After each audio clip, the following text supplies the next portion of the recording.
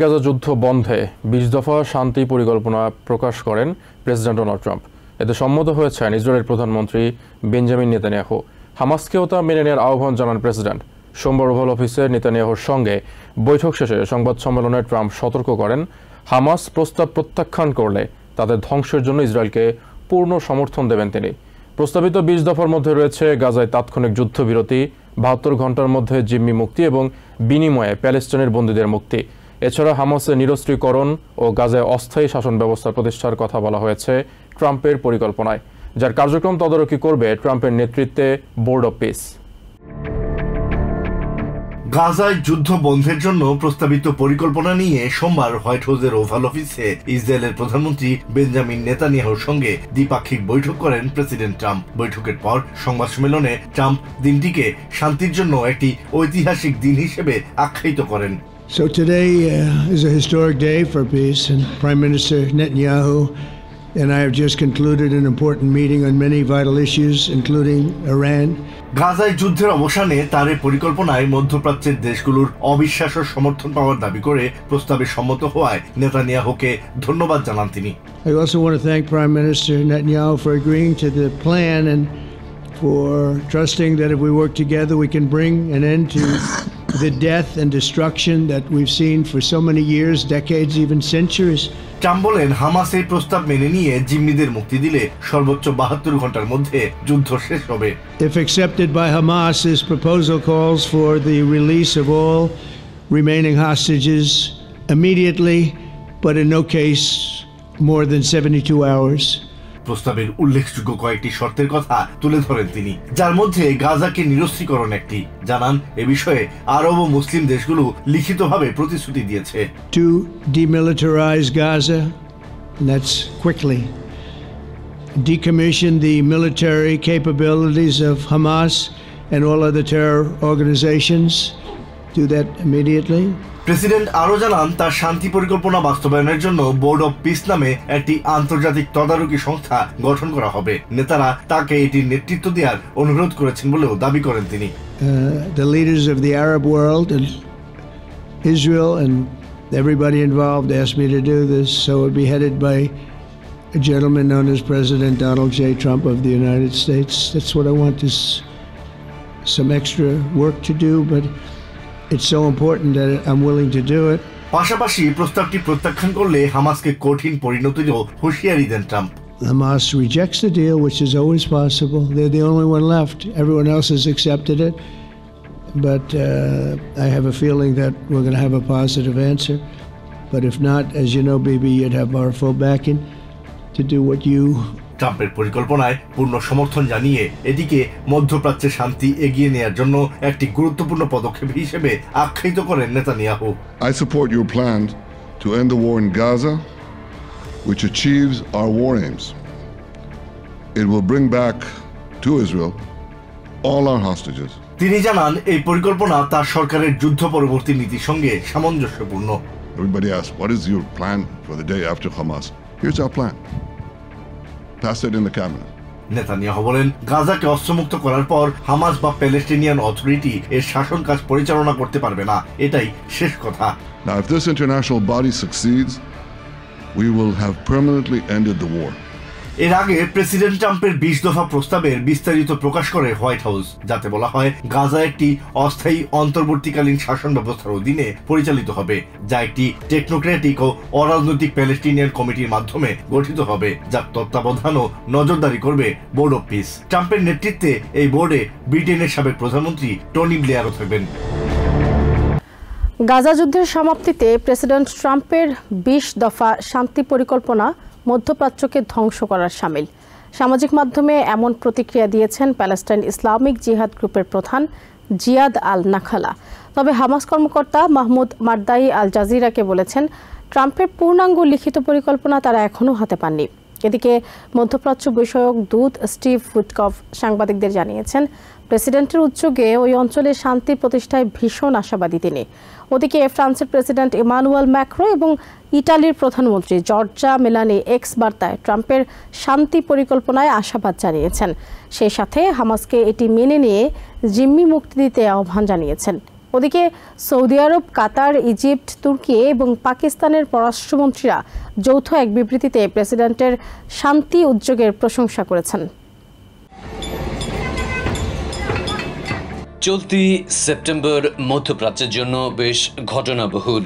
জাতিসংঘ সাধারণ পরিষদের ৮০তম অধিবেশনের ঠিক আগ দিয়ে ব্রিটেন, কানাডা, অস্ট্রেলিয়া এবং পর্তুগাল প্যালেস্টাইনকে রাষ্ট্র হিসেবে আনুষ্ঠানিকভাবে স্বীকৃতি দেয়। এরপর অধিবেশনের ভাষণে স্বীকৃতি আসে ফ্রান্সের প্রেসিডেন্ট থেকে। Les échecs sur le terrain de la Russie qui, imaginez-le, en plus de 1000 jours. সব মিলিয়ে সংস্থাটির ১৯৩টি সদস্যের মাঝে প্রায় ১৫০-র বেশি দেশ নিপীড়িত ও নির্যাতিত প্যালেস্টাইনের মানুষের প্রতি সংহতি জানিয়েছে।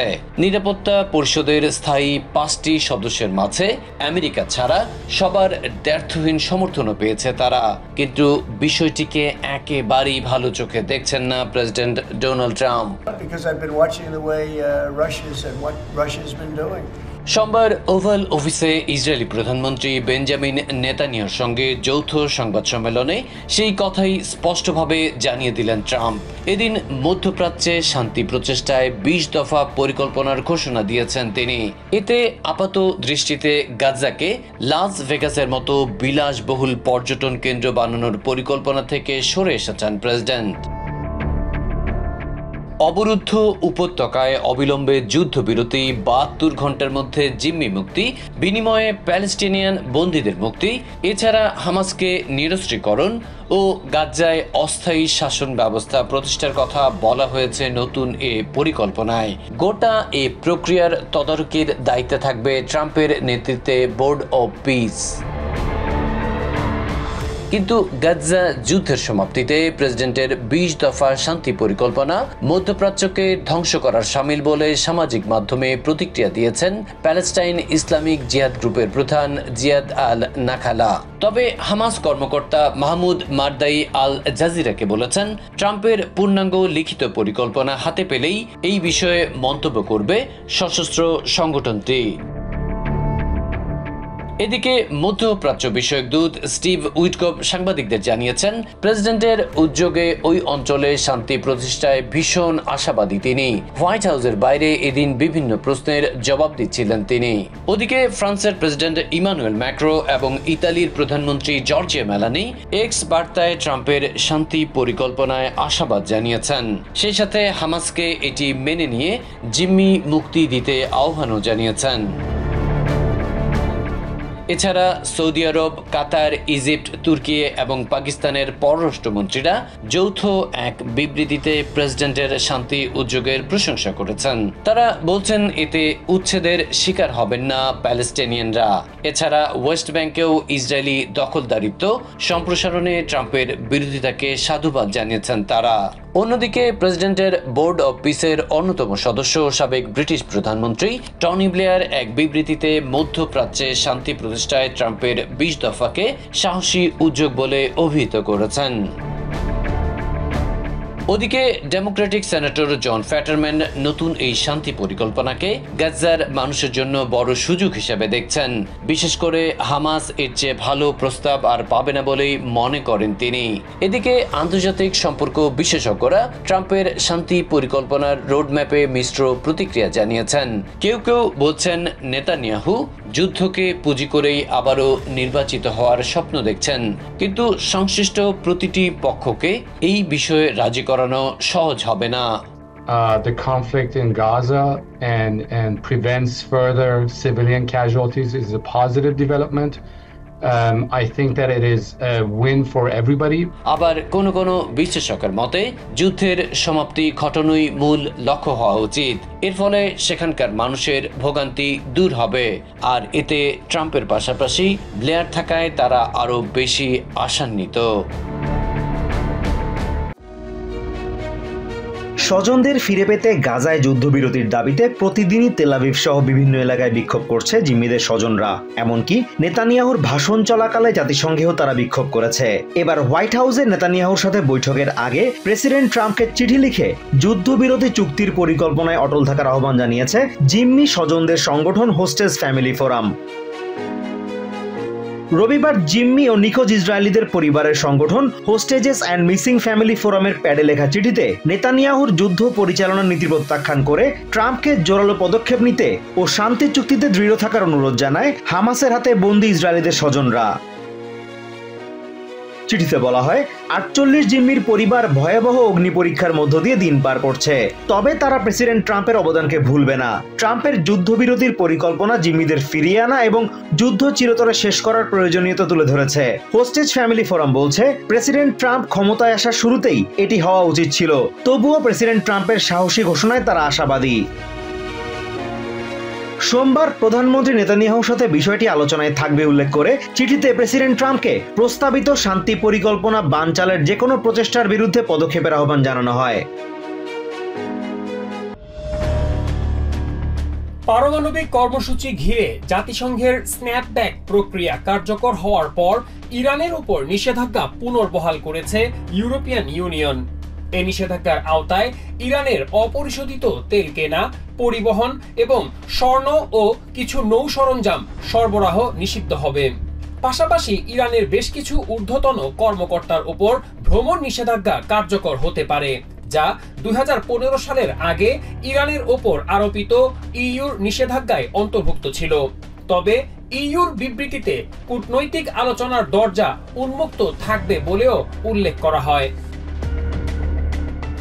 নিষেধাজ্ঞা পুনর্বহালের কারণে ইউরোপিয়ান ইউনিয়নের সঙ্গে ইরানের বাণিজ্য ও দেশটির অর্থনীতিতে বড় ধরনের ধাক্কা লাগার শঙ্কা তৈরি হয়েছে।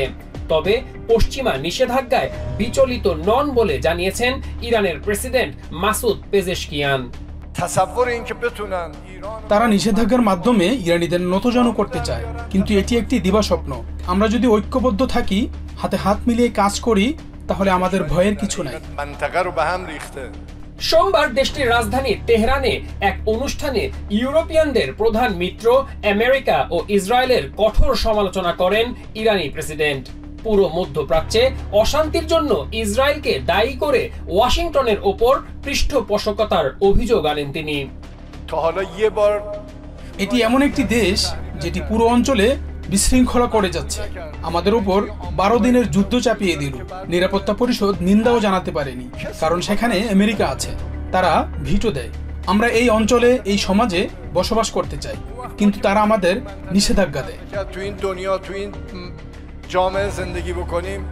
ইরানের ওপর জাতিসংঘের স্ন্যাপব্যাক নিষেধাজ্ঞা পুনর্বহাল বিলম্বিত করতে শুক্রবার নিরাপত্তা পরিষদে চায়না ও রাশিয়ার আনা প্রস্তাবে ভিটো দেয় আমেরিকা ও ব্রিটেন। 2009 সালে এয়ার ফ্রান্সের ফ্লাইট AF447 বিধ্বস্ত হয়ে বিমানে থাকা 228 আরোহীর সবাই নিহত হন। ওই দুর্ঘটনার পর এয়ার ফ্রান্স ও বিমানটির প্রস্তুতকারক এয়ারবাসের বিরুদ্ধে মামলা হয়। তবে 2023 সালে প্রতিষ্ঠান দুটিকে সব অভিযোগ থেকে অব্যাহতি দেওয়া হয়। রায়ে বলা হয়, অবহেলার প্রমাণ থাকলেও ওই দুর্ঘটনার সাথে এই প্রতিষ্ঠান দুটির সরাসরি কোনো যোগসূত্র পাওয়া যায়নি।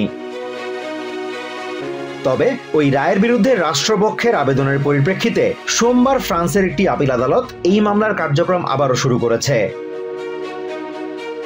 দুর্ঘটনার 2 বছর পর 2011 সালে বিমানটির ব্ল্যাক বক্স উদ্ধার করা হয়। ব্ল্যাক বক্সের তথ্য বিশ্লেষণ করে তদন্তকারীরা জানান, বরফে জমে যাওয়ায় গতি পর্যবেক্ষণকারী সেন্সর থেকে তথ্য না পাওয়ার কারণে পাইলটরা ভুল সিদ্ধান্ত নিয়েছিলেন এবং সতর্কবার্তা উপেক্ষা করে বিমানটিকে মুক্তভাবে নিচে পড়তে দিয়েছিলেন। দুর্ঘটনার 1 দশক পরও পিটট প্রবস বা গতি পরিমাপক সেন্সরের সমস্যার বিষয়টি আলোচিত হয়। তবে 9 সপ্তাহ ধরে চলা শুনানির পর প্যারিসের একটি আদালত এয়ারবাসের 4টি এবং এয়ার ফ্রান্সের একটি অবহেলার বিষয় চিহ্নিত করলেও ফ্রান্সের আইন অনুযায়ী সেগুলোকে বিমান দুর্ঘটনার সরাসরি কারণ হিসেবে গণ্য করা যায়নি। সোমবার এই মামলায় নতুন করে শুরু হওয়া বিচারিক কার্যক্রম 2 মাস ধরে চলতে পারে বলে ধারণা করা হচ্ছে। স্বজন হারানো মানুষের জন্য মানসিক সহায়তা প্রদানকারী সংগঠন অন্ত্রেইদ এ সলিদারিতে এর ভাইস প্রেসিডেন্ট ফিলিপ লিঙ্গুয়ে বলছেন, বিচার শেষে এয়ারবাস এবং এয়ার ফ্রান্স দোষী সাব্যস্ত হবে বলে আশা করেন তিনি। আমাদের লক্ষ্য খুবই সাধারণ, আমরা সত্য জানতে চাই। 2009 সালের 1 জুন ককপিটে কি ঘটেছিল, আর যদি কেউ দায়ী থাকে তাহলে তাদের দোষী সাব্যস্ত করতেই হবে। আমরা চাই এই বিচার শেষে অভিযুক্ত এয়ার ফ্রান্স ও এয়ারবাসকে শাস্তি দেয়া হোক। il soit. ফ্রান্সের আইনে কোনো হত্যাকাণ্ডে ব্যবসায়িক প্রতিষ্ঠানের সংশ্লিষ্টতা প্রমাণ হলে প্রতিষ্ঠান থেকে মাত্র 225,000 ইউরো জরিমানা করার বিধান রয়েছে। তবে প্রসিকিউটররা মনে করেন প্রতিষ্ঠান দুটির শাস্তি হলে স্বজন হারানো মানুষগুলো অন্তত কিছুটা হলেও মানসিক শান্তি পাবে। প্রসিকিউটরদের অভিযোগ, এয়ারবাসের তৈরি বিমান ক্রমাগত গতি সংক্রান্ত সমস্যার মুখোমুখি হলেও সেগুলোর সমাধানে যথাসময়ে কোনো ব্যবস্থা নেয়নি প্রতিষ্ঠানটি। এর পাশাপাশি এয়ার ফ্রান্স পাইলটদের যথাযথ প্রশিক্ষণ নিশ্চিত করতে ব্যর্থ হয়েছে বলে অভিযোগ করেছেন তারা। মলডোভার পার্লামেন্ট নির্বাচনে ইউপন্থী ক্ষমতাসীন দল অ্যাকশন অ্যান্ড সলিডারিটি PAS জয় পেয়েছে।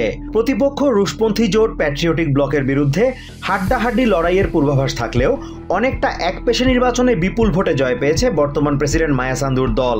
দলটির এই চমকপ্রদ সাফল্য প্যাট্রিয়টিক ব্লকের বিপক্ষে সরকার ও তাদের ইউরোপিয়ান মিত্রদের জন্য স্বস্তির বার্তা বয়ে এনেছে। তবে মস্কোর বিরুদ্ধে নির্বাচনের প্রভাব খাটানোর চেষ্টার অভিযোগ উঠলেও শেষ পর্যন্ত EU সমর্থকদেরই জয় হলো।